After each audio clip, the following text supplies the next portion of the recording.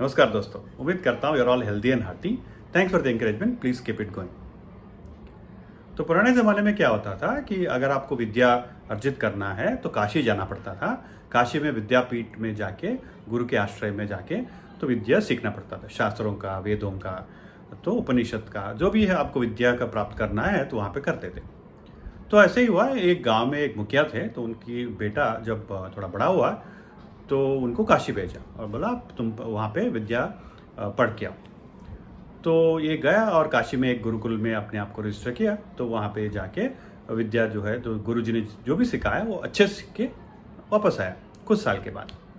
तो अभी मुखिया ने बोला कि हाँ, मेरा बेटा जो पंडित बन गया है, तो गांव को सबको बुलाया और बोला खाना वाना खिलाते, और इनका जो शास्त्र जैसे उनका अध्ययन किया है, आपकी घर पे आपकी जो समस्या है तो आप बताओ, तो ये अब मेरा बेटा उसका समाधान देगा। तो ऐसे ही हुआ, तो लोग आए और अपना अपना समस्या बताए, और ये जो पंडित थे अपने शास्त्र के जो भी उनकी जो अनुसार तो उसका सलूशन दिया।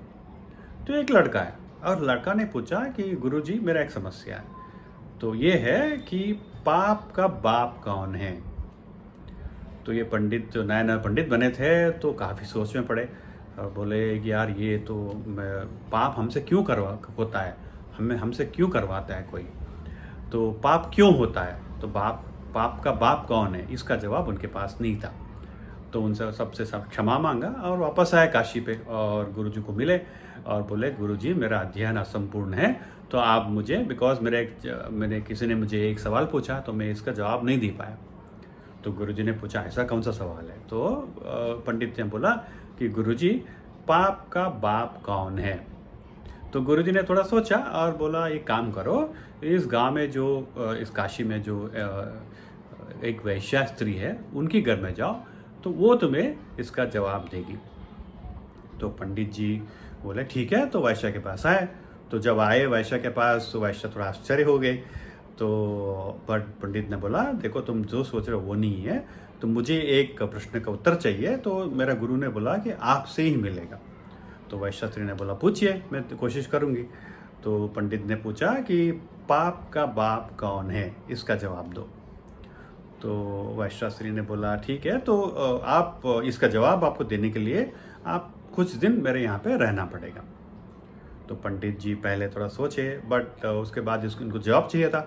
तो बोला ठीक है, बट एक शर्त है। क्या है कि मैं अपनी हाथों से खाना बना के खाऊंगा, तो आप मुझे डिस्टर्ब नहीं करो। तो वैश्या स्त्री ने बोला ठीक है।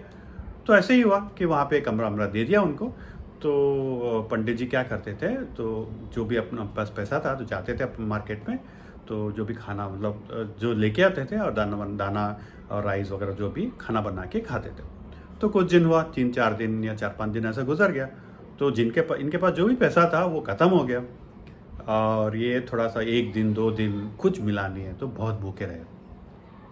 तो वैश्या स्त्री ने उसको देखा और पंडित जी आके बोले पंडित जी क्षमा दीजिए, मैं आपको बिना खाने का, मतलब भूखा रह रहे हो, तो मुझे बहुत दुख हो रहा है। तो मैं क्या करूँगी, अगले दिन कल से तो पूजा पाठ, गंगा स्नान करके पूजा पाठ करके आपको मैं खाना बना के आपको खाना देती हूँ, प्लीज़ आप मेरे हाथ से खाइए। तो पंडित जी बहुत भूख थे, 2-3 दिन से खाना नहीं खाए थे। तो लगा हाँ ठीक है, जब खाना मिल रहा है क्या करे, वो सोचने लगे, तो भूख से सोचने लगे। तो बट वो माने नहीं। तो फिर वैश्या स्त्री ने बोला ठीक है, काम करिए, आप मेरे हाथ से एक भोजन करेंगे तो मैं 1 स्वर्ण नाण्य आपको दूंगी। तो पंडित जी को तो मतलब अच्छा लगा, यार खाना भी मिल रहा है, नाण्य भी मिल रहा है, पर थोड़ा सा सोचने लगे।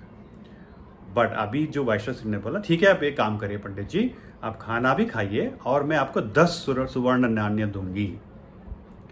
तो पंडित जी ने बोला हाँ ठीक है ठीक है।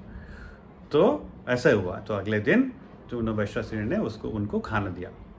तो अभी पंडित जी ने उनको पूछा कि काफ़ी दिन हो गया तुम्हारे रह करके, तो इसका जवाब दो।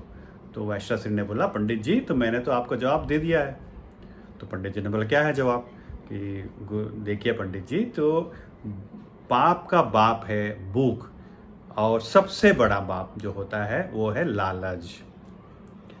तो जैसे क्या हुआ, आपको भूख लगा था, तो मैंने जब बोला तो आप सोचने लगे, तो पाप करने के लिए बहुत भूख होगा, तो क्या करेगा, तड़पेगा तो वो पाप कर सकता है। बट लालच जो होता है उससे हमसे पाप करवाता है। तो लालच जो होता है वो है पाप का बाप।